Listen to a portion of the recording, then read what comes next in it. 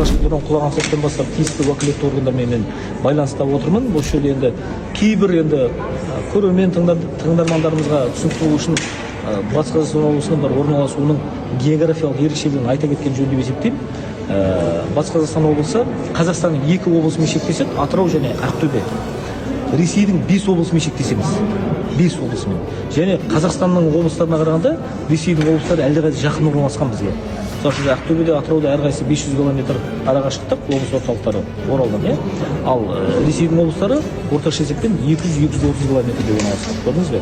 Сондықтан, яғни Ресейге ішкерлей еніп отырған өңір, сол себепті мынау болып жатқан геосаяси жағдайдың салқыны сөзсіз біздің өңірге әсер етпей қоймайды. Егер естеріңізде болса, осыдан 2 жыл бұрын алғашқы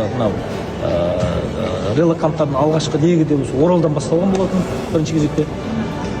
Бұл бір ерекшелік. Екінші ерекшелік Батыс Қазақстан облысының территориясында мынау оңтүстік 3 ауданның территориясын қамтитын, Жәнібек, Бөкейорда, Жаңғал аудандарын қамтитын Ресейдің әскери полигоны орналасқан.